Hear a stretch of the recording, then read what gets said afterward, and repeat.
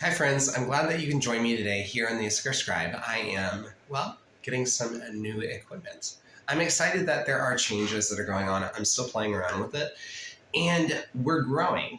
I want to talk about when I started TikTok and when I started social media. I really started it because of wanting to focus on positive things. I had been through a lot of religious trauma, a lot of abuse. I had just left a relationship with a man, and it's been going on 2 years now after I had escaped a human trafficking event. Now, in light of that, I saw a lot of people in waves by progressive Christians really attacking people that wanted to leave the gay lifestyle. Now, I understand if that you are gay, bi, trans, and that feels right for you, that you are going with that.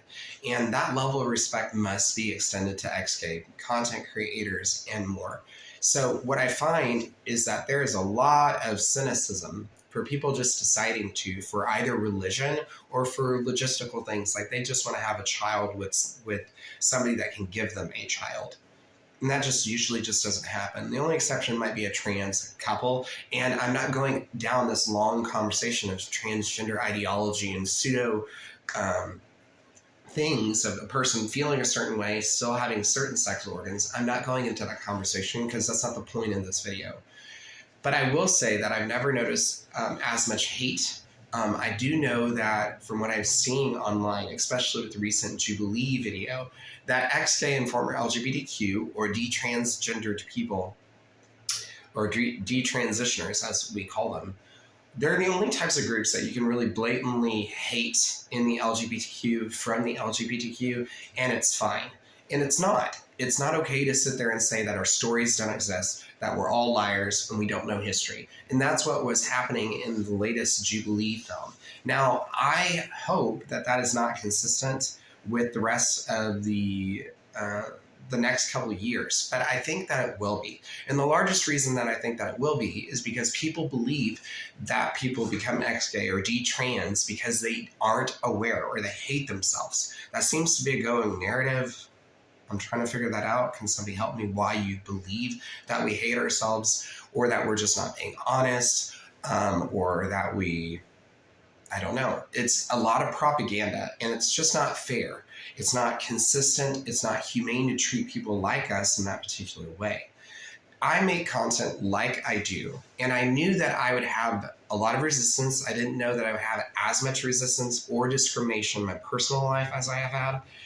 And that was a shocker to me, that people in my personal life would attack me very directly.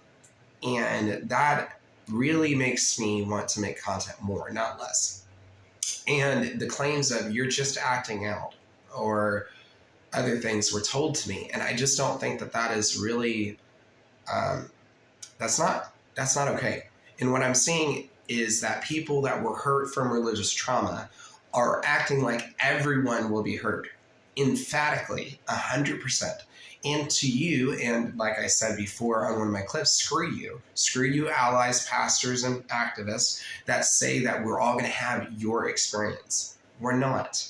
I'm sorry that you had a traumatic experience. I'm sorry that you had a sexual issue with some leader in your life, or that you were defamed publicly, or other things. But that does not mean that because somebody decides to pursue Christ and leave the gay lifestyle, that they are going to have that experience. We can see right now that several ministries around the world are having people held accountable and are taking people to court. So regardless if your experience was very horrible, that does not determine my experience. But if you have followed me, you know that I've had a horrible experience. But I know many people that have not had the experience that is traumatic, travailing, horrific, full of post-traumatic stress, all this massive stuff. But it does seem to happen that a lot of people are targeted by people because of their gender ideology. What is shocking is that gender ideology of being ex-gay or former LGBTQ or detransitioning, it should be considered a gender orientation, a preference, and identity. It falls under all the categories because orientation, they are oriented to naturally buffet against certain sexual attraction. They are a person who prefers not this, even though this goes on, they prefer something else and they identify in a certain way. And this narrative that progressives are doing to people is really disbelieving and it's whitewashing. It's very negative. Now, if you like my videos, you can actually find a new podcast, which I have started on Spotify, and hopefully it goes into other platforms. It talks about these conservative issues in queer life and also issues of faith. It's not to say that TikTok is a bad platform, but it's a bad platform. And the reason for that is people are not able, and I've noticed even with people that I don't agree with, they're not able to even voice their own opinions on this app. And so that's just the same with YouTube. YouTube and Twitter and Facebook are regularly having issues with people just talking about what's currently going on. Their videos and their content will get flagged for no reason other than violation of standards, but it never says what those standards are.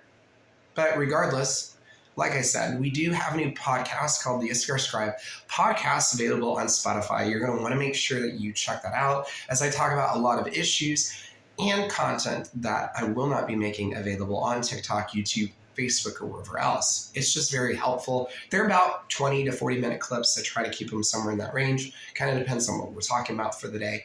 And if you do see it or if you listen to it, let me know what you thought. I think I posted kind of my experience going into the gay lifestyle and what it was like, some factors as to what started my journey. As many of you know, and as I have stated on this video, I do talk about what it's like to live with same-sex attraction. Currently, I am talking about what it's like when people deal with dating apps, downloading, deleting, and that's one of those things that I am working through. That's why I'm not considered a minister.